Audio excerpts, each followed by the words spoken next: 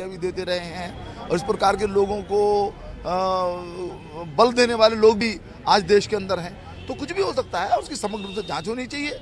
और जो जिस प्रकार की भी घटना यदि है, यदि आतंकवाद से जुड़ी हुई है तो उसका एक पूरा नेटवर्क हो सकता है, किसी जुड़ा हुआ व्यक्ति हो सकता है। मैं समझता हूँ कि सरकार इस सब बातों को जांच करके उपयुक्त कार्रवाई करेगी। सर, अंतिम सवाल है, उत्तर प्रदेश की स्वास्थ्य व्यवस्था को लेकर अखिलेश यादव ने एक ट्वीट किया है और ये कहा है कि अगर जो इस तरह का ढांचा सपा सरकार ने खड़ा किया था उसके ऊपर अगर थोड़ा सा भी पैसा खर्च किया गया था तो आज उत्तर प्रदेश की स्वास्थ्य व्यवस्था और ज़्यादा बेहतर होती। अखिलेश बाबू किस ढांचे की बात करते हैं? उन्होंने ढांचा कोई खड़ा ही नहीं किया। यदि कोई ढांचा खड़ा किया गया होता तो कोरोना के समय वो काम आता। यानी इतना निगेटिव वो पूर्व मुख्यमंत्री हमने तो उनको कहीं देखा ही नहीं है। कोरोना के समय वो जो वैक्सीन थी उसके विषय में उन्होंने बड़ी खराब टिप्पणी की, उसके कारण से अश्रद्धा लोगों में पैदा, माने अविश्वास पैदा किया लोगों में। और क्योंकि वो खुद वैक्सीनेशन नहीं करवा रहे थे, बहुत बड़ी संख्या में लोगों ने जो भी उनसे जुड़े हुए हैं उन्होंने नहीं कराया। एक प्रकार से उसको सारे जो व्यवस्था थी उसको उन्होंने नुकसान पहुंचाया। तो कौन सा ढांचा था? कोई ढांचा नहीं था। और जो भी ढांचा था हमने उसको अच्छे से करके, और आज ग्रामीण क्षेत्र तक सुविधाएं हैं और निरंतर हमारा उस ओर ध्यान है।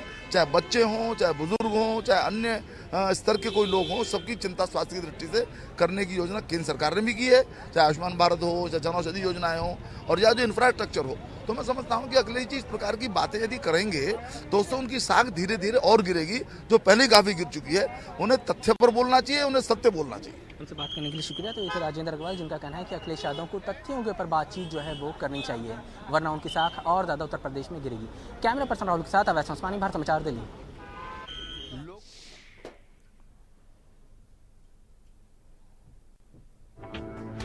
तो भाजपा संसदीय दल की बैठक देखिए समाप्त हो चुकी है। पीएम मोदी बैठक में मौजूद रहे, बीजेपी अध्यक्ष जेपी नड्डा भी मौजूद रहे, अमित शाह, नितिन गडकरी रहे मौजूद। अंबेडकर इंटरनेशनल सेंटर में हुई बैठक, बीजेपी की बैठक खत्म फिलहाल हो चुकी है।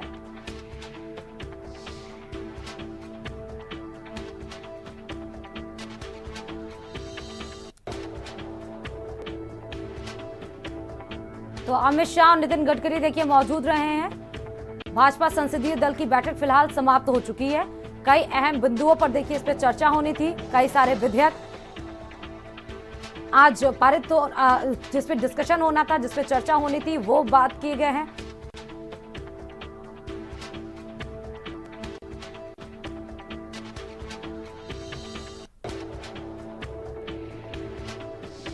पार्टी के 42 साल स्थापना के पूरे हो रहे हैं और 43वां साल शुरू हो रहा है। देश भर के कार्यकर्ता पार्टी के स्थापना दिवस को सभी मंडल और बूथ स्तर पर मनाने वाले हैं। पार्टी के जो ध्वज है, ध्वजारोहण का कार्यक्रम होगा, उसके साथ शोभा यात्राएं निकलेंगी और शोभा यात्रा के बाद 10 बजे माननीय प्रधानमंत्री जी का देश भर के करोड़ों कार्यकर्ताओं को उद्बोधन प्राप्त होगा। आगे जाके आगे का जो 15 दिन है उसका कार्यक्रम क्या होगा? ममता दीदी तो यहाँ फ्यूल प्राइस को लेकर बीजेपी पर आरोप मढ़े। देखिए, पहले तो जो दूसरा स्टेट ने अपना जो पेट्रोल और डीजल का ऊपर लगा टैक्सेस को जो वहाँ पर जो छूट दिया है, पहले उनको बोलिए कि वहाँ पर भी छूट दे। बंगाल के लोगों को भी थोड़ा कम दाम में पेट्रोल और डीजल खरीदने को मिले। का माननीय प्रधानमंत्री जी ने आह्वान की है और 15 दिन का ये कार्यक्रम में विशेष रूप से उन्होंने आग्रह किया है। हम सब लोग ये जो स्वच्छता के कार्यक्रम में विशेष था, 75 जो हमारा वाटर टैंक्स रहता है, तालाब बोलते हैं हिंदी में, वो तालाब स्वच्छता के उसमें ज़्यादा से ज़्यादा आग्रहपूर्वक आप सब रहे, उसमें श्रमदान करें, ऐसे माननीय प्रधानमंत्री जी ने आह्वान किया है। तो बीजेपी की संसदीय दल की बैठक देखिए खत्म हो चुकी है। अवैस हमारे संवाददाता सीधे जुड़े हुए हैं इस खबर पर। अवैस देखिए, जहां विपक्ष महंगाई को लेकर भी हमलावर है, साथ ही साथ कई मुद्दों पर आज चर्चा भी हुई होगी। बजट सत्र का ये संसदीय बैठक कितना महत्वपूर्ण रहा? देखिए, ये आखिरी हफ्ता है संसदीय सत्र का, ऐसे में ये बैठक जो है सभी सांसदों के साथ प्रधानमंत्री मोदी की अगर देखा जाए तो आखिरी संसदीय दल की बैठक है। ऐसे में ये बैठक जो है बहुत ज़्यादा महत्वपूर्ण इसलिए भी है क्योंकि कल से ही बीजेपी का स्थापना दिवस जो है उसको लेकर भव्य कार्यक्रम जो है देश भर में 15 दिनों तक मनाया जाएगा। 15 तारीख तक मनाया जाना है और रोज़ एक एक कार्यक्रम होंगे, जिसमें आज प्रधानमंत्री मोदी ने अब सभी सांसदों से कहा है कि वो अपने क्षेत्रों में जाएँ और वहाँ पर जो भी कार्यक्रम होने वाले हैं उसमें शामिल हों। शोभा यात्रा निकाली जाएंगी। कल प्रधानमंत्री मोदी अपने बीजेपी के कार्यकर्ताओं को संबोधित भी करेंगे 10 बजे के आसपास, उसके बारे में बताया गया।